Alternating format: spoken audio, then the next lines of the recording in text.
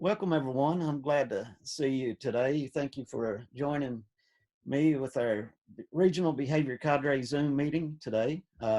Hopefully, it'll be a reoccurring uh, meeting, and we'll learn some ideals and some ways of communicating and working together. So today's agenda or talking points we're going to be looking at is I sent out that article, Rethinking Discipline.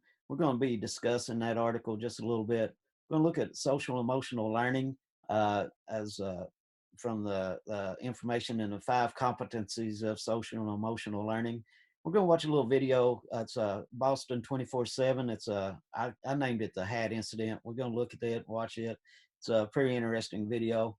We'll have a brief discussion of it afterwards. We're going to look at some social and emotional learning websites. We're going to look at a social and emotional behavior intervention plan document.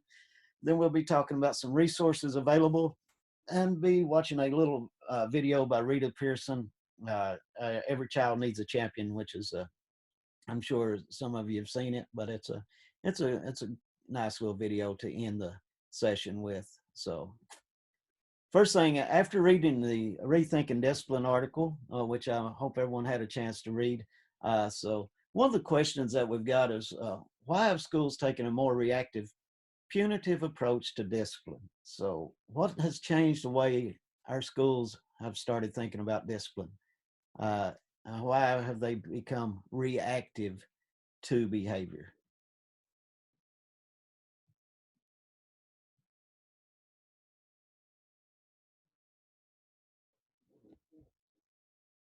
Did I mute everyone? Basically, what I was thinking is they figured out that the old school discipline does not work on this new age children, because when this discipline was started, it was for more of the elite social people. In the early 1900s or whatever, teachers had a great deal of authority, and they were looked at as being that authority figure, and that there was a lot of respect on when we were in school. You did what the teacher said, that you behaved the way that they told you to behave, or you were going to be punished, not only at school, but you got it when you got home as well. So I think as far as today, we have our teachers have a difficult time maintaining control of their classrooms and of their students. So they've turned more to reactive, punitive discipline instead of that pre-corrective, or instead of that teaching them the norms, teaching them the rules. We're just going to be reactive instead of proactive. It's one of the takeaways that I took from the article. Right. So if we go on, as we were reading through the article, discipline policies are set in a way that they are impact students. So which students, according to the article, which students are most impacted by traditional discipline policies? Now, these are the old school discipline policies. Of course, you get in trouble, we're going to suspend you or put you in ISS, you know, whatever the traditional policies was. So what students are most impacted by those traditional policies? Are we looking at when we're discussing skills deficits? Well, not really skills deficits yet, but yeah, that could be a group of students that are definitely impacted by the traditional discipline policies. Those kids that don't have the skills are often the ones that are targeted, not really targeted, but are often the ones that do have the most disciplinary actions taken against them. Uh, yeah, so continue on with that thought. What are some other things, other folks, other kids that are impacted by this traditional discipline? The less able, the less motivated, and the poorly behaved. Very good. Yes, yes. So, and sometimes the ones. Well, yeah, that's a good point. We'll get into that other stuff in a little bit, talking about the kids that come from the environments where there's not a very they're not taught the social norms as another thing as well. Okay, so how do most educators define discipline according to the article? So what is discipline? Punishment. Punishment, right? Punishment. Negative consequences. Mhm. So Punitive. good. All nice work. Yes, very good job. So it is punishment for rule breaking behavior. So we don't look at discipline as a teaching opportunity as far as traditional discipline policies. We look at traditional discipline policies as punishment for breaking the rules. So if we're looking at discipline from that point of view, what are some of the negative effects of traditional punishments? They're taken out of a setting where they were expected, had expectations, and now actually we kind of all sit back and say it's actually more lenient on them. Why wouldn't you want to get in trouble? Because you're suspended now, or you're sitting in a room and you don't have those expectations placed on you now. It's slashed almost a reward. For most of the kids that get punishment, it is a reward. They want to go home. They want to sit there and do nothing. Also, you don't have a desired behavior doesn't come out of that because it's negative. You don't get what you're looking for when you go into it as a punishment. Now sending them home is a reward, so they'll just do the behavior again to get the same punishment again. Right, and I think one of the questions a little bit later does address that. That's a very good point. So, you know, it is, and we'll see if we can tie that back together. So, then some of the negative effects also is if you're sending a kid home, you're sending them away from the environment where, you know, you're teaching them how to interact in society, and you're teaching them how to be productive members. So if you're sending them away from that environment, where's the lesson coming in? Where's the teaching or the opportunities at, you know? So it's a difficult situation. Also, you're teaching them, you know, you're focusing on what not to do. You're not teaching them the desired behaviors that you want to see. So it damages relationships, impedes learning, and it also leads to students dropping out of school as well. So very good. Thank you for those points. Do you agree or disagree that misbehavior is a performance deficit? You know, the article says they know how to behave, they just choose not to behave. So do we agree or disagree with that? I disagree with that. I disagree. I I think disagree. it's a skill deficit. Ah, I think maybe 30 years ago kids knew how to behave, but I don't think they know anymore. They're not taught at home. Right. It all comes from wherever they come from and how they were raised, I feel. Mm-hmm. And it depends on the child too. Some know they should behave, but they don't want to. They don't care. Right. Others, they can't control the impulse to do what they do. I'm like on the line because I think some know how to behave but just don't. But then there's others, like they said, their home life and everything, they've never been taught how to behave. So I'm kind of borderline there. But also you see those kids watching those other kids that always get in trouble or do whatever, but you know that kid knows the right way, they just choose not to. So I'm kind of on the fence also. It depends on the child. It depends on their background, and you know, if they have what kind of diagnosis they might have, if they have actual behavior issues, if they have learning disabilities or something else that along those lines.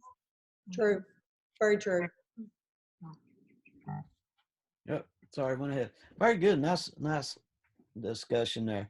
So I'm kind of along the lines that, you know, I don't believe that it is a performance deficit. I think that they need to be taught those social skills and need to be taught how to behave in appropriate ways and in certain situations. So it's all a learning opportunity for our kids that we work with. Very good. Who's often rewarded as a result of the punishment? And I think this goes back to what Miss Becky was saying. It's usually who gets reward for the punishment. If we suspend The kid. Student kid, but and the teacher. They get them out of the classroom. I was That's just going right. to say that the teacher is like the first one rewarded. Yes. A particular situation comes to mind. I have one teacher that I can think of where at North Central, when we use suspension, an in-school suspension, which is the most widely used, they get out during fourth period because that is during all the lunch times. And so they come out of ISS, go to their typical fourth period, and then they go back to ISS. And so this particular teacher would say, well, I don't even know why I'm going to write them up for that, because I'm still going to have them. It ain't going to help me. And that, I think that is our attitude. And I'm not judging. I don't blame them, because in a tough situation, when you're working with tough classes, you need a breath. And so I'm not blaming that teacher for having that mindset, but that is where we're at. Yeah, and that's a good point. Like you said, the teacher is often the ones that gets rewarded for, it's not the child that's being rewarded, it's the punisher that often gets rewarded. So which students are most affected by punitive policies? Our students that really need to be in the classroom most. They don't have good social skills. They need to be in an environment where they can learn right from wrong. They might come from a background that, like we said before, they haven't been taught at home. So yeah, good point. Also, a lot of times, and we've got those rules and regulations in place to protect those kids, but kids with social and emotional learning behavior disorders, those kids are often punished because of, like you said, they've not been taught the rules at home. They don't know what the rules are. We don't take time to teach them the rules or the expectations. We just, like I said, expect them to know it. So a lot of times those kids are the ones that are punished more often, are affected more often. Also looks at you mentioned it, the home environment, look at the background that they're coming from. So things like that. So often those kids are the ones that are most affected by punitive policies. A lot of times our special ed kids are the ones that are impacted most because they just don't have the skill set, and we don't take the time to teach them those skills that they need. All right, let's move on. And see. Is discipline concerned with punishing misconduct or preventing it? According to the article, are we concerned more with punishing misconduct, or are we concerned more with preventing it, as far as the definition of discipline? So according to the article, the definition is, according to the dictionary, discipline is training to act in accordance with rules and instruction and exercise designed to train proper conduct or action. Training that is expected to produce a specified character pattern of behavior and control behavior resulting from such training. So should discipline be concerned with punishing misconduct or be concerned with preventing misconduct? So are we proactive or reactive? We're often reactive. Reactive. But what should we be? Need to be Proactive. Proactive. Yeah, very good. You need to put things and strategies into place to prevent those inappropriate behaviors before they happen, so you don't have to worry about punishing. So discipline. That's a quick, easy thing to take care of, right? Teaching our kids social skills. That's do that overnight, can't we? Change those behaviors, real quick, right? Can't even train my own kids, so no. Right. There's a bit of sarcasm there. Of course, we know that with behavior, just like academics with behavior, you have to put things into place to teach the students what's expected of them. And it takes a long time and a lot of practice and a lot of patience. It's not an overnight success story with the behavior. With other like academics, with reading, you can implement a strategy and you can see progress within a little bit of time. Also with math, you can implement strategies there. But with behavior, it often takes a lot longer. As you know, these kids that come to us at first grade, kindergarten, first grade, have had 5 or 6 years, developing those behaviors that they have. We're not going to be changing that really quickly because it's going to take a long time to address those behaviors and put strategies and interventions into place to change those behaviors, because they've had that many years acting that certain way or behaving a certain way. We're not going to be able to change that really quickly. Just got to be consistent. We got to be persistent, and just look at what's the final goal going to be. So I think it should be like y'all said, it should be proactive instead of reactive. Very good. So behavior is a skill deficit, not a performance deficit. And I think someone mentioned it. I think it was Mr. Daly said that he felt that we need to teach them the skills. So how do we as educators address behavior as a skill deficit? And I think one of the things that can really help is PBIS. I know that's something that our school has implemented this past year, and it is to teach the skills that students are lacking as far as how to behave, what's expected in different situations, like versus, for example, what are our bus rules, what are our common area rules, and it's not to punish them, but it's to show them, to model exactly what the expectations are, and to constantly reteach and reinforce. Very good. Good point. Well, what's the saying? If a kid can't read, we teach. If a kid can't write, we teach. If a kid can't do math, we teach. If a kid can't behave, we punish. No, we need to teach, and that's a good point. Yes, and also with the PBIS, it is a climate change, but it's also a change in the way the staff in the school setting approaches discipline and approaches behavior, because it gives you a different outlook and a different mindset on how to approach things. Just my thoughts on it. So did you find that, Mr. Daly, as far as implementing PBIS, that the culture of the school changed as well? Yes, we're in our first year of it, and it has made a drastic change throughout the building. And it's not only, reinforcing those skills that curb the negative behavior, but it's also encouraging the positive behavior through a reward system as well, so that in essence, the students who are having these misbehavior issues, they're saying, oh, well, my fellow classmates who are exhibiting positive behavior is being rewarded for that. So it's kind of a way to help curb that negative behavior too, as a use of, I guess, peer teaching tool. Good comments.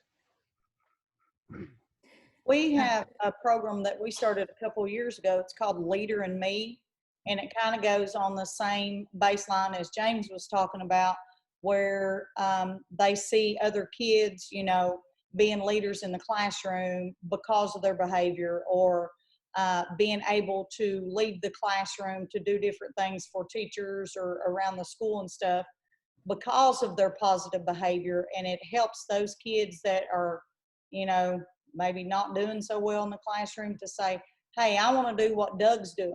What do I have to do to be able to do what Doug's doing? So that's helped us a lot. I want to go back to what Doug was talking about, about teaching skills when they don't have it. In that article that you sent to everybody, Doug, one of the things that really stuck out to me was that the chart that they had at the end, and it was with the content area, if they didn't know how teachers typically react versus if it was the behavior, how teachers typically react. And if you look at that side by side going down, it's really eye-opening. It was very interesting, and something that probably should be shared with more than just this group on that. Thank you. Right, anyone else? Awesome, great. So another thing, one of the questions that came up and I thought was pretty easy and simple for you folks to answer. So what are some ways educators should not respond to the problem behaviors? And so one of the things that I thought is you shouldn't overreact. Should not overreact. I mean, try to figure out what's going on, have a conversation with the kids. So focus on, don't focus on the behavior, focus on what's behind that behavior, if that makes sense. So what are some things or some ways that we should not respond to problem behaviors? But I'll say that, and I know that we've stood shoulder to shoulder in our trainings, and that we have all said when we're learning the theory of what we're trained in, we say that all the teachers in our building need this training. All the things that we're told, the correct statements, not to say, why did you do this? And all the training that we receive, every teacher in the building needs that training, the theory part of it. And we would not be doing any physical probably ever, or punitive, or ISS, or expulsion. It would be greatly minimized if everyone was trained on how to connect with students. Yeah, and that's a good point. You can do that. You go for it. That was the discussion here too, was that they need, like when we said, hey, I sent a message and said, by the way, your special ed and gen ed staff needs to have less behavior training. And I was thinking just the theory part of this would help so much with the transition of students moving. Yeah, and we'll talk about that in a little bit. So keep those thoughts, keep that in mind, okay? Let's jump back to the ways not to respond to problem behavior. Of course, you all know you don't respond to a problem behavior by reacting in anger. Don't take it personally. What is the Q-tip? Quit taking it personally, take it professionally. So, don't take the things that they say to you personally. Don't be defensive or punitive, and, you get into that counter aggression and that back and forth, then you've backed yourself into a corner, and most times you've already lost. So just keep those things in mind, and which I'm sure you folks do a great job with that anyway. So what are some negative outcomes associated with a lack of social skills? Kids don't know how to, don't have the social skills to make it in everyday world. What are some negative outcomes that we often see? Failure. A corrupt subculture. Very good. Yes. Grade retention, suspensions, truancy. Awesome. Right. Yeah. And then a lot of times it's what's it called, Miss Dion? It's the phenomena of the school to prison pipeline, where basically poor social skills aren't social skills aren't acquired in the school, which leads to suspensions, which leads to dropouts, which leads to, as was it Becky that said, what subculture, which leads to crime, which then leads to prison. So, we got to start looking at and start thinking about how are some ways that we're going to teach social skills to our students in the school setting, in the environment where they're safe and they can feel that they can be taught the social norms that they need to have. One last thing is with discussion of the article, and thank you all for reading and discussing. What's something that you read or heard that might give you pause to rethink your understanding of discipline? I think for me, one of the big ones to think about, to take away, is that being proactive is a lot better strategy to use, and than being reactive. And that's just being able to have things into place to teach appropriate social skills, appropriate behaviors, is a lot better on you than having to respond to behaviors all the time. Anyone else?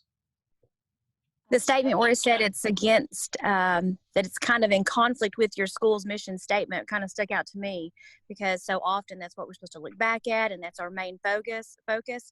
And by going the route that we're going, we're completely missing our target. I agree with that. We had a student this year, if we were proactive with him, I could see him doing things with his life. He would go further, and if all he needed was a little compassion, a little proactiveness, a little guidance in the social skills area. Instead, the mission statement is, you did this, you're suspended, you're done. And I see, instead of him growing and flourishing, going straight to prison or no job whatsoever, selling who knows what. And I mean, it's the mission statement of the school. So it's a whole mindset has to change. Very nice. I like the mindset thing, like you said. And I think Mr. Daly hit it too, also with the PBIS, putting those things into place. You do change the mindset of the school, and you do change the climate and the culture of that school and that environment. Thank you. Anyone else? I think that we also need to remind us that from time to time, we get in a daily routine and we don't think about what little Johnny had to deal with last night. You know, we're just constantly trying to teach our subject, you know, and I think that we just kind of, you know, once a week, maybe just pause, maybe in a PLC or whatever, and say, okay, have you noticed anything different with little Johnny? Is there any way that he responds to you that he doesn't respond to me? What can we do? Instead of just automatically saying, it's little Johnny's fault, we need to do this, he needs to be sent home. Because like Becky, I think it was Becky that said, that's what they're looking for. They want that. So if we don't teach them the good social behavior, where are they going to get it at? Because they're definitely not getting it at home. So I think we just need to reflect. Maybe, you know, in a PLC once a month. I don't know. I don't know what the solution is, but we need to have that mindset of, hey, you know, the child needs this, and we're the ones that have to give it to them because evidently they're not getting it at home. There's an activity, and I'm not sure what the name of it is, but there's an activity where you take all the kids in your school and you put their names on a wall, and then you go through and you put a tab or a mark or some way beside that kid that you have a relationship with, or that you know, or that you have a connection with. And so those kids that you have a connection with, you already have that in place. So that's you're pretty good shape there. But then you look at that list and you determine what kids in your school don't have that adult connection or don't have that connection in the school. And then that is the kids that you start to work on and start trying to build those relationships with. You know, with a small school, you probably know all the kids. You know, the school that I was at, yeah, we knew it was cradle to the grave pretty much. You know, they started kindergarten and finished off with you, and you knew them from all the way from K through 12, you know, Montessori through 12th grade. But with our larger schools, it's sometimes you'll have kids that go through the whole school day and don't have that adult that they can reach out to and can connect with. And, you know, to change a life, you need one caring adult. To build resiliency to the traumatic experiences that you face, you need at least one caring adult to help you get through those situations. And a lot of times, some of the kids in our schools don't have that caring adult. They don't have it at home. They don't have it in the community. And if they don't have it at school, then, you know, that's pretty powerful activity to do. So, you know, Doug, we did that activity at my previous school. yes. And then their class schedules, like at the junior high and high school level, their class schedules were based off of that activity to make sure they were at least connected with one adult during that day that they had that connection with. Awesome. And it's a powerful activity, and it is also powerful for the students and for the staff as well, because I mean, you know, it opens your eyes as folks in that situation. Thank you for sharing. This slide, we talked quite a bit about social and emotional learning. So these are the 5 core competencies according to Castle for social and emotional learning, which is self-awareness, self-management, social awareness, relationship skills, and responsible decision-making. And if you go to CASEL in Google, this comes up, and there's several different strategies, or not strategies, but different lessons and ideals and research and materials for teaching social and emotional learning. So just check them out if you have time. All right, so next we've got some social emotional learning curriculum that you can do. These are free as far as resources. The first one is Sanford Harmony. It's a K through 6 social and emotional learning opportunity, and if I can get this to work. So the first one is, this is Sanford Harmony. Sanford Harmony is a social and emotional learning series for students K through 6. All you got to do is go to sign up. It's free, no cost at all. Just sign up with a username and password. Don't forget your username or your password, because they don't record it. So make sure you write it down somewhere. And when you get signed in, go over to Sanford Harmony and click on Sanford Harmony, which is Go Now. And once you click on Go Now, Then this page will come up. And then this page, it has, for instance, if we're doing a unit on empathy and critical thinking, go to unit 2. They always recommend that you start with a meet up or buddy up. So everyday practices, you may want to go to the introduction, follow it, but with a meetup is basically a circle. Where'd you go? And I'm sure it's up here somewhere. All right, we're signed in here. So if we go to, for instance, meetup, when you go on here, it gives you an agenda, tells you what to say, tells you what meetup is, how to set up a meetup. Basically, a meetup is you meet in the morning. The goals of the meetup is designed to foster a classroom environment where all students feel connected, establish student-centered forums, communicate ideas, have discussions, make decisions. So if you go up, hit on the agenda if you want to. It tells you how to do a meetup, a quick meetup. It gives you ideas, the greetings, gather students in a circle, welcome routine, share responding ideas. It gives you the strategies, and it gives you ideas, and it gives you ways to use this program. And like I said, it is free. There's no charge at all, and there will never be any charge. The gentleman that created it said there would not be a charge as long as he was able to provide this for free. So that's K-6 social and emotional learning, called Sanford Harmony. Go check it out. Like I said, it's free. You can't beat that. The next one that we may want to look at is this is the Milwaukee Public Schools one that's on the slideshow. One of the things that I use from this is the circles. And then using circles. Circles are a way to build that community aspect in your classroom. It's ways to start the day off. And it's could be used as a way to end the day. Has anyone used circles in their classroom? So basically what it is, you arrange your seats in a circle and you have a talking piece that you can come up with a topic, or you can let the kids come up with a topic. You have a talking piece that you pass from person to person. That goes to the person beside you. It doesn't go across the circle or throw it to somebody two seats away. You pass it either to the right or to the left, you decide. And if you have something that you're talking about and the student or the person doesn't have anything to say, then they'll just say pass. Then they'll pass the talking piece on to the next person. But it's just a way to get your class started. It's just a way, an opening activity. It can also be used as the closing activity. It can be used to introduce new content. It can be introduced in new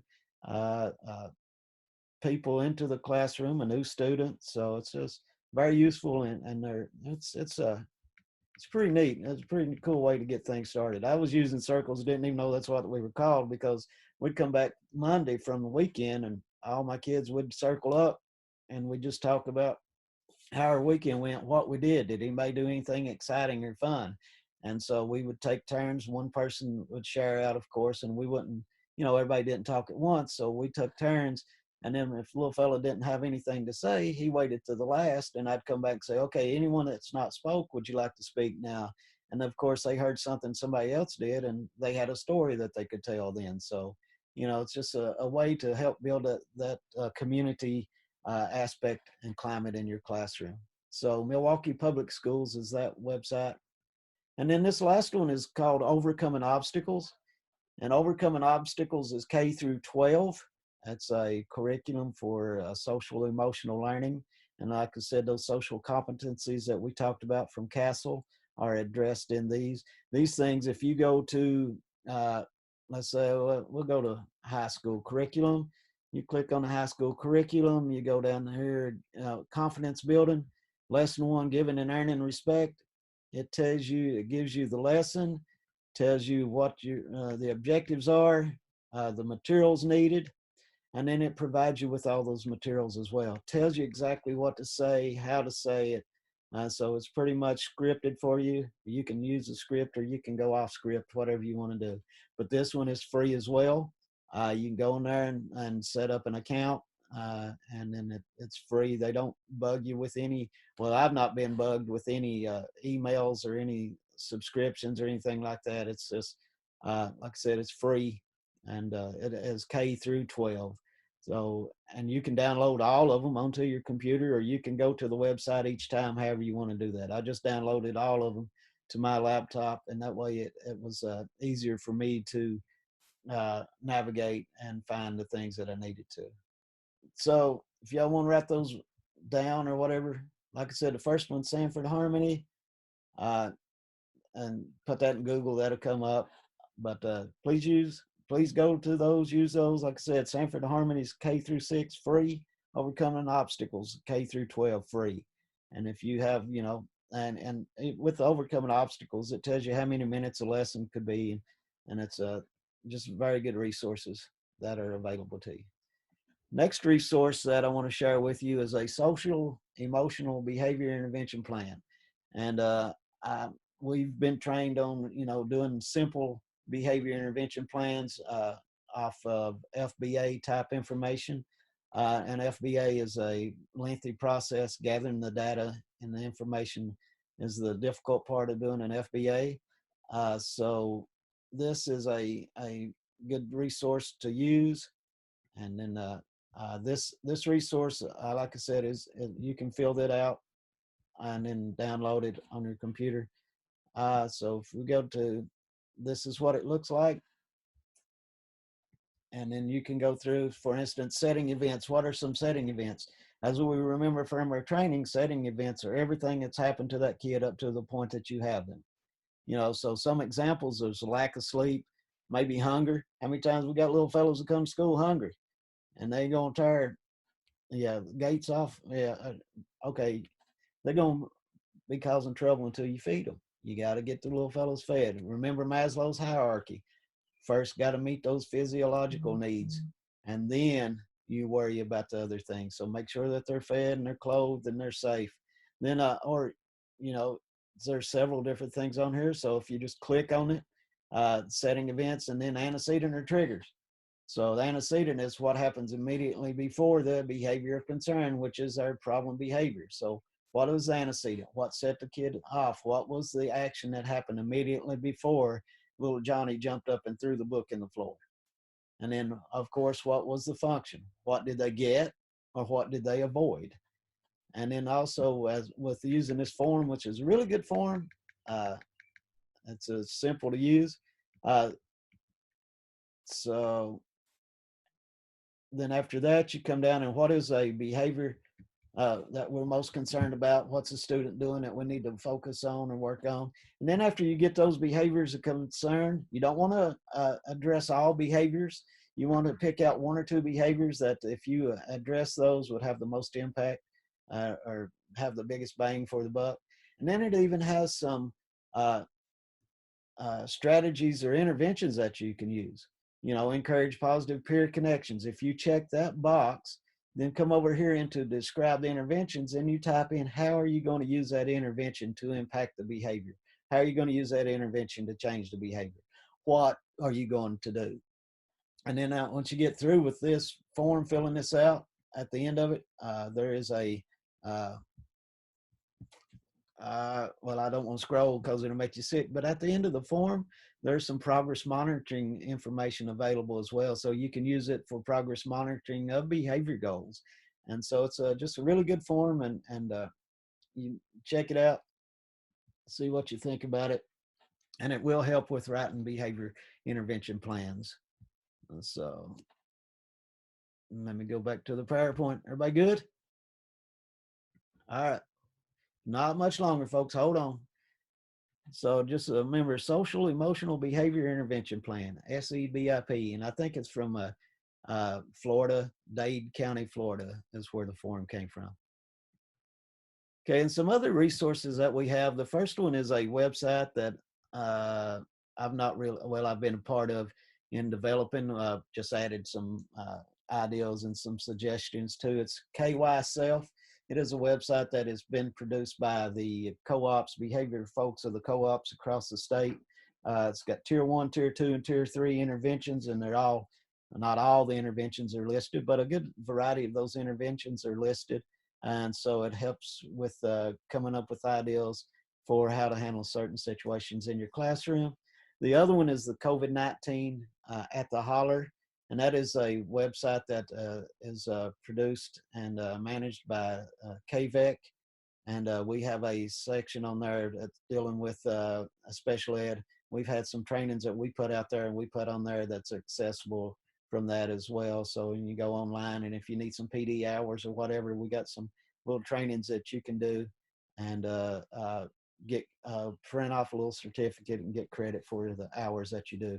Vonda, Steph, Chastity, Dion, you folks want to elaborate on that website anymore? Miss Brenda, I'm sorry to leave you out there, honey. You pretty much covered it well. All right, thank you. The website, the COVID-19, the Kentucky Dose support website, if you go to that website and you look in instructional resources, that's where they would find those webcasts and the PowerPoints from the OSEAL and the Office of Special Ed and Early Learning and the Cooperative sessions. And there's a great one that Doug and I were part of for social emotional learning and supporting behavior during NTI.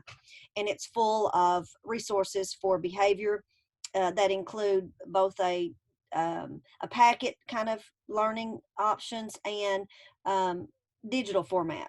And then also how you might work with parents to support behavior goals. So it's full of really good resources, and those resources around those 5 components that Doug talked about early on are in social emotional learning from the CASEL website. So if you get a minute to look at those are really, really good resources.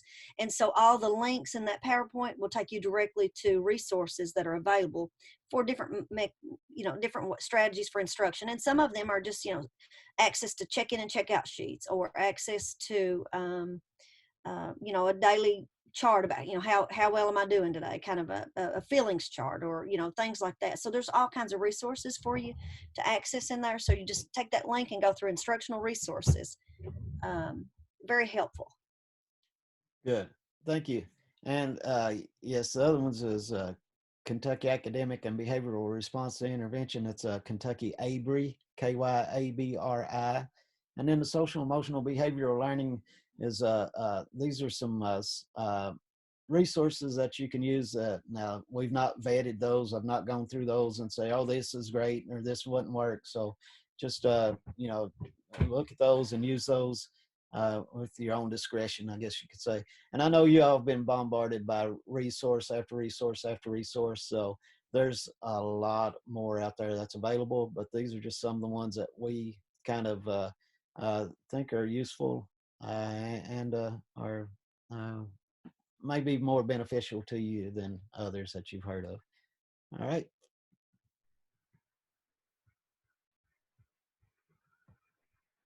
One of the things that one of our principals did that helped kind of me, and I think our staff too, to realize where some of our kids are coming from. He loaded us up on the bus at the beginning of school, first day of school, and took us to the farthest house of the kid that lived, that went to their school from the school. It was an hour and 15 minutes on a bus for this kid. And that was us without making any stops. So for this kid to get to school on time, it was forever. And so, that opened a lot of eyes to the teachers that they had. And it impacted the school that year, because we had a different perspective on where these kids are coming from and some of the experiences that they're having and some of the things that they have to deal with that a lot of other people don't have to deal with and a lot of other kids don't have to deal with. And so I just think it made the climate of the school, it improved the climate of the school that year. Now, did everybody feed into the, oh, poor baby ideal? No, everyone didn't. And we didn't treat them like poor babies. We just had a different, I guess, outlook and respect for those kids, because, how many of us are willing to get up 2.5, 3 hours early so we can be to school on time, And some of these kids, if you're on a bus for an hour and 15 minutes, just imagine you got to get up another 30 minutes before then. So school starts at 7:30. Some of those little fellows are up at 5:30 in the morning getting ready for school. So just a different perspective and just different outlooks. So, yeah. We actually did that last year, 2 years ago, over in McGoffin County. They loaded us up on opening day and took us out on the buses, and the bus ran their route so we could see what kids lived where.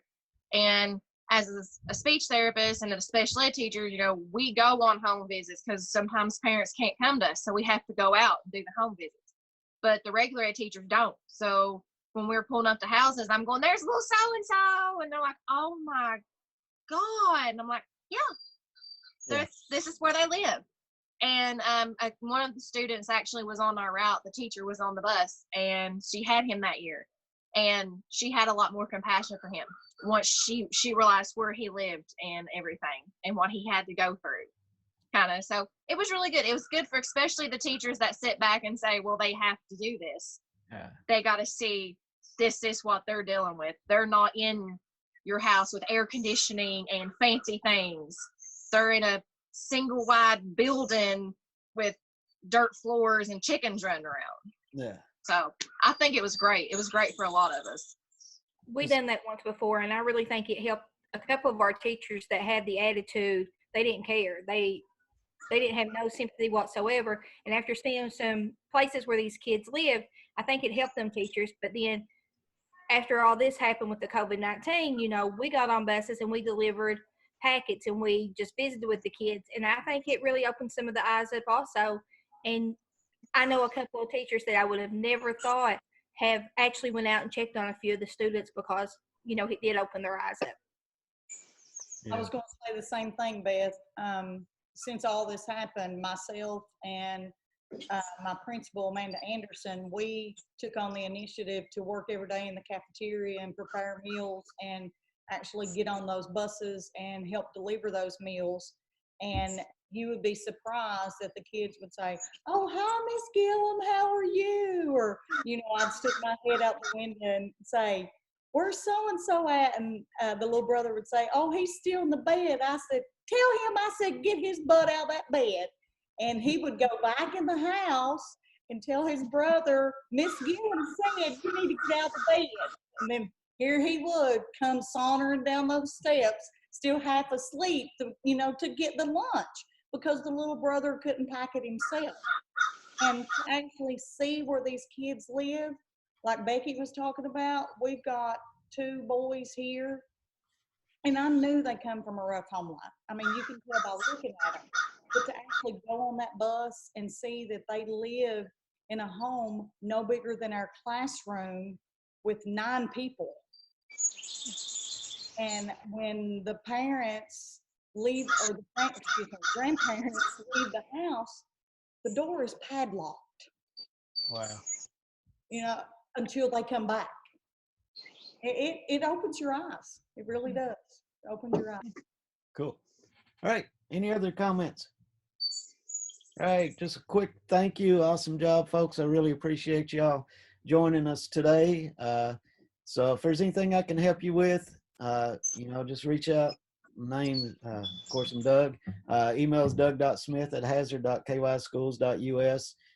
Miss Stephanie Kidd and Vonda Adams and Miss Dion Bates and Brenda Combs and Chastity Craft, and I think it's all my folks on, not my folks, but all of our folks on there, all from the co-op. If there's anything that we can help you all with, please, reach out to us, contact us, and let us know. And just in closing, I'd like to say my catchphrase or my motto: live the life you live. Thank y'all. Have a great day.